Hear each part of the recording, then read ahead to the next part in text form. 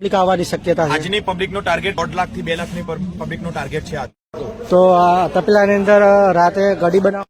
તો મિત્રો એટલે કે વાળનાથ પ્રાણ પ્રતિષ્ઠા મહોત્સવ જ્યાં ચાલી રહ્યો છે ત્યાં આવી ગયા છે અને આ મંદિર ઉત્તર ગુજરાતનું સૌથી મોટું મંદિર અને સોમનાથ પછીનું સૌથી બીજા નંબરનું મોટું મંદિર છે. એટલે વિડીયોમાં બન્યા રહેજો અને વિડીયો લાસ્ટ સુધી જોજો અને ચેનલને સબસ્ક્રાઈબ કરજો. મોટો ઢગો છે અને અહીં અલગ અલગ સબ્જીઓ પડી છે. તમે જોઈ શકો આ કટિંગ કરેલા રીંગણા છે, મરચાં છે અને આ જો મોટા મોટા થાળ ભરીને બધા મરચાં અને અલગ અલગ શાકભાજીઓ પડી છે. આ બાજુ શાકભાજીનું કટિંગ ચાલુ છે. સ્ટોક પડ્યો છે એટલે કે અલગ અલગ ડબ્બાઓ છે, તમે જોઈ શકો છો. અને એ વિડીયોમાં હું તમને બધું બતાવવાનું છે એટલે વિડીયો છેલ્લે સુધી જો તને ચેનલમાં કોમેન્ટ કરવા અલગ રાશન પડ્યું છે જે રસોડાની અંદર વપરાવાનું છે. એક જોઈ શકો છો વરિયાળી છે, હળદર છે, ધાણા છે, અલગ અલગ મસાલો છે. બહુ સ્ટોકની અંદર પડ્યો છે અને હાલ વાળનાથ પ્રાણ પ્રતિષ્ઠાનો ત્રીજો દિવસ છે. તમે જોઈ શકો છો અલગ અલગ મસાલો પડ્યો છે, અલગ અલગ છે. આ લવિંગ છે, આ ટાઈપનું આયોજન ચાલી રહ્યું છે. મિત્ર આપણે આ કયું સબ્જી અને દાળ ભાત, સબ્જી અને દાળ ભાત. પછી આપણે રોટલી માટે સામેના ભાગમાં વિભાગ રાખેલો છે. આપણે જોઈ શકીએ રોટલી માટે સામે વિભાગ છે અને આની આગળ મીઠાઈ અને ફૂલવડી માટે. તો મિત્રો આ બાજુ ચોળાની સબ્જી બની ગઈ છે. બોલો જય વાળીનાથ. ચોળાની સબ્જી છે. હા, તો આ જગ્યાએ દાળ બની રહે. તમે જોઈ શકો કેટલું મોટું તપેલું છે. આ કેટલા કમસે કમ આ તપેલાની અંદર કેટલા માણસો જમી શકે આ દાળની અંદર? આપણે આગળ પૂછીશું ભાઈને. આપણે આ એક તપેલાની અંદર દાળ બનાવી કેટલા માણસો કમસે કમ જમી શકે? 15,000 એક આ તપેલાની અંદર. તો મિત્રો જ્યાં તમે તપેલામાં જોઈ શકો છો આ એક તપેલાની દાળથી 15 વધારે માણસો. ચલો વાળીનાથ ભગવાનની જય. તો આપણે આજે આ ભાઈને આપણે પૂછીશું, શું નામ છે તમારું? દીપક. દીપકભાઈને આપણે પૂછીશું આજે રસોડાની અંદર કઈ કઈ સબ્જી બનવાની છે? આજે એક મિક્સ સબ્જીમાં બટાકાની સબ્જી બનવાની છે હા. અને કઠોળમાં ચોળીની સબ્જી બનવાની પબ્લિક છે. આવવાની શક્યતા છે? આજની પબ્લિકનો ટાર્ગેટ 1.5 લાખ થી 2 લાખની પબ્લિકનો ટાર્ગેટ છે આજનો. આપણે એમને પૂછીશું કે કયા ગ્રુપ તરફથી અહીં રસોડાની અંદર સેવા આપવા આવેલા છો, તો આપણે જણાવી શકો છો? અમે કુમાર છાત્રાલય રાયસણ ગ્રુપ વતીથી 400 થી 500 છોકરાઓ અહીં રસોડાની તો જવાબદારી. આ તપેલાની અંદર રાતે કઢી બનાવવા માટેની તૈયારી કરેલી છે અને અમે આગળ પણ જોઈ શકો છો આની અંદર પણ એ જ પ્રોસેસ છે. અને આવા અલગ અલગ તપેલાઓ છે અને આ તો ખાલી સબ્જી વિભાગ જ છે અને સામે અલગ અલગ રોટલી વિભાગ ને બધું છે. એ પણ હું તમને બતાવવાનો આજ વિડીયોમાં. તો મિત્રો આ જગ્યાએ ખીચડી છે, તમે જોઈ શકો છો. આ ખીચડી છે અને આ બાજુ છે તાજા ઘીનો ખીરો.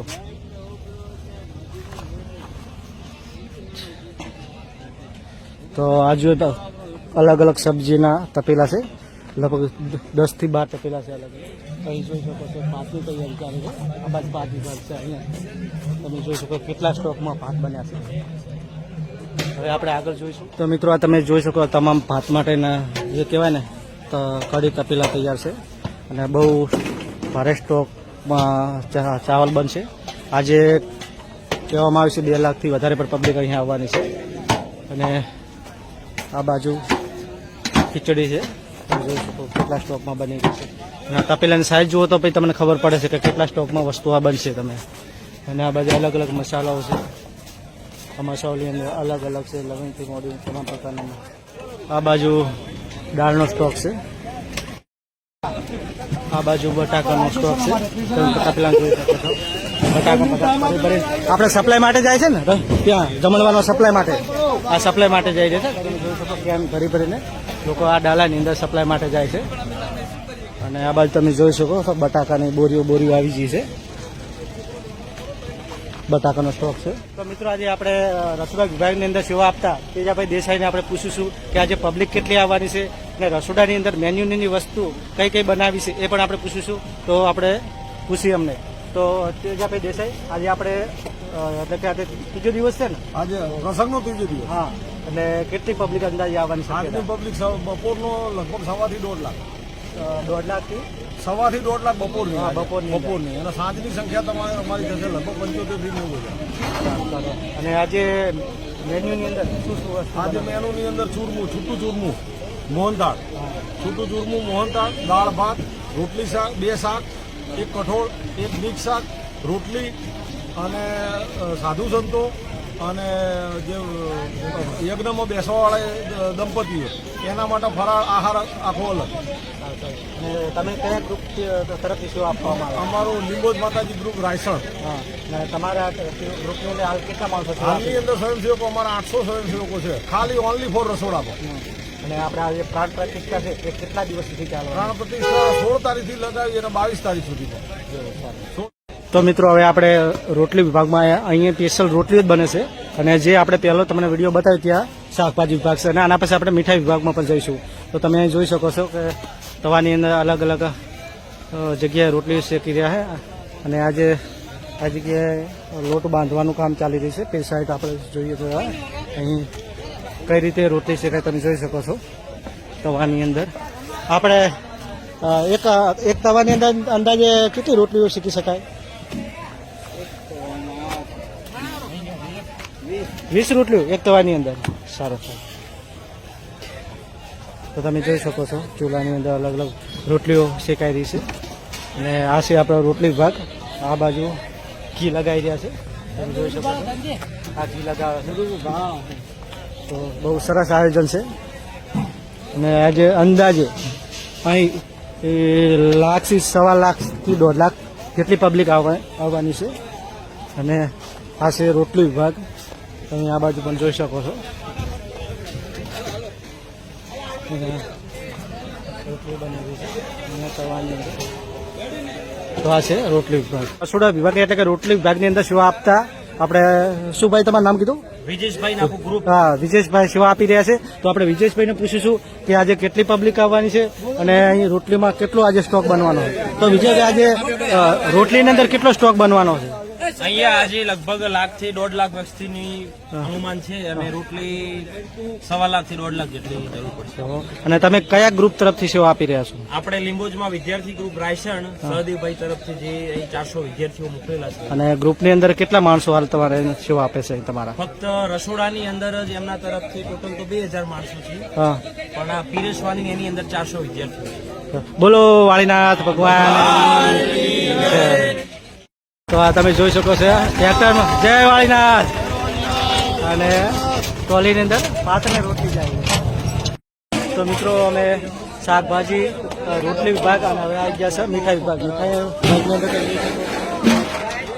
ખીરો બની રહ્યા છે અને આ બાજુ કારીગરો બનાવી રહ્યા છે. તો આ મોટા પાવડેથી ભરી ભરીને હવે જે જમણવાર ચાલે છે તે આ ટ્રોલી વડે લઈ જાય છે. તમે જોઈ શકો છો. અને આપણે પૂછીશું ભાઈને. તો આપણે જે મીઠાઈ વિભાગની જે જવાબદારી નિભાવે છે લખમસિંહભાઈ, આપણે એમને પૂછીશું કે આજે મીઠાઈની અંદર શું વસ્તુ આજે બની છે? મીઠાઈની અંદર આજ સુરમો છે હા, અને ફૂલવડી છે, બે છે આજે અને- અમારા ઉપર જવાબદારી છે.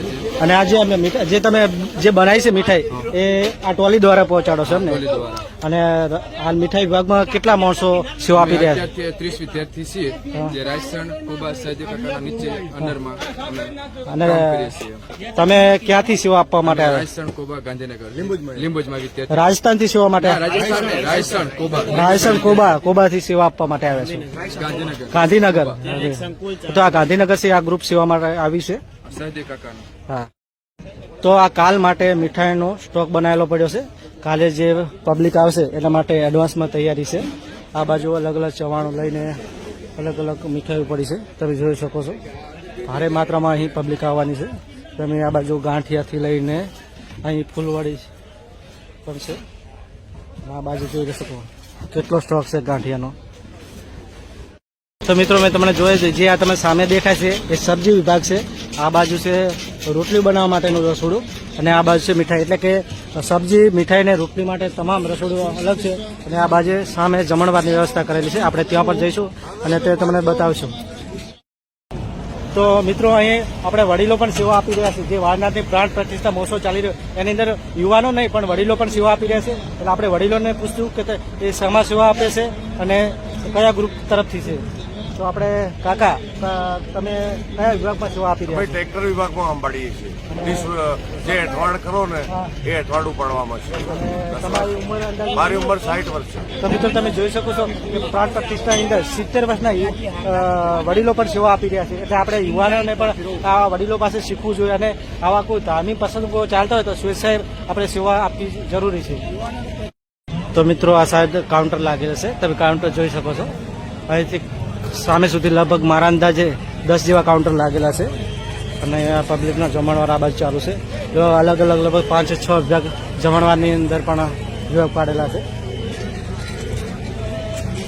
તમે આગળ પણ બતાવો એટલે જોકો છો. જમણવારની અંદર જોઈ શકો છો શીરો છે, બસ એ ફૂલવડી છે, બટાટાની અંદર બટાકો શાક છે, રોટલી છે, ચોળાનું શાક છે, દાળ ભાત છે.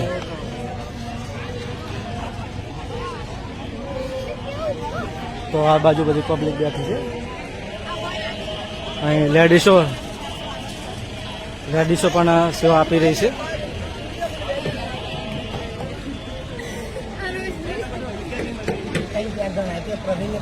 આ ખીરો છે, ફૂલવડી છે, રોટલી છે, બટાકાનું શાક છે, ચોળાનું શાક છે અને આ છે ભાત અને દાળ છે.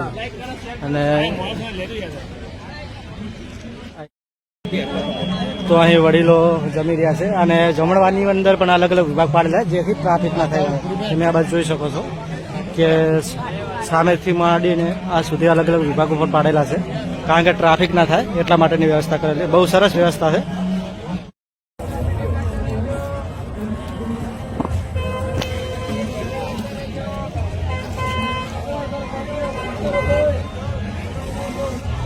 તો મિત્રો આપણે સ્વાસ્થ્ય વિભાગની જવાબદારી સુરેશભાઈ સંભાળી રહ્યા છે. તો આપણે સુરેશભાઈને પૂછશું કે આજનો પ્રાણ પ્રતિષ્ઠાનો 3જો દિવસ છે. 3જા દિવસમાં કેટલી શ્વાસની ખપત થવાની છે અને કેટલા માણસો આપણે તેમને પૂછીએ.